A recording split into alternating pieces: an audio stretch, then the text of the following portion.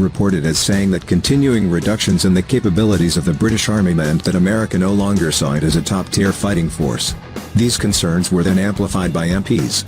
With the government's refresh of the 2021 Integrated Review of Defense and Security due on March 7, now is a good time to ask if the Army is still fit for purpose. The Army has great strengths.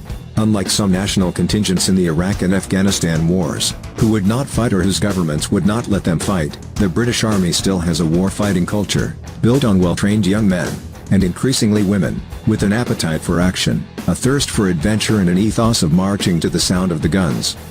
Immediately after Russia attacked Ukraine, this was demonstrated by the very rapid deployment of 3 army battle groups across Europe, tanks to Scandinavia, infantry and cavalry to Estonia and Poland, and battlefield helicopters and paratroops to the Balkans. This was more units, deployed more rapidly and further afield, than any other army in Europe. It was an achievement of equal, if not greater, strategic significance than the much-heralded 2021 cruise of the Royal Navy Carrier Task Force to the Indo-Pacific, which received much greater media coverage. It is currently the least modernized of the British services. Its order of battle contains over 800 obsolete armored vehicles, dating from the 1960s and 1970s.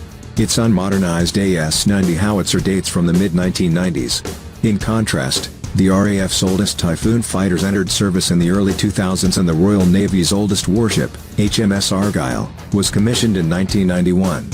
The U.S. Army and many European armies have more modern and capable armor, including the US M2 Bradley, French VBCI and Swedish CV-90 infantry fighting vehicles, as well as up-to-date versions of the Leopard tank and more modern artillery.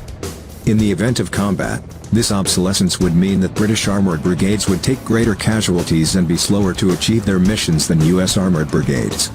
In part, the Integrated Review acknowledged these weaknesses, funding a program of modernization of Army equipment. This includes new model Apache attack helicopters, Boxer-wheeled infantry carriers, and a much-needed upgrade to Challenger tanks. The Army welcomes these investments, but the much-needed Ajax scout vehicle program is badly delayed.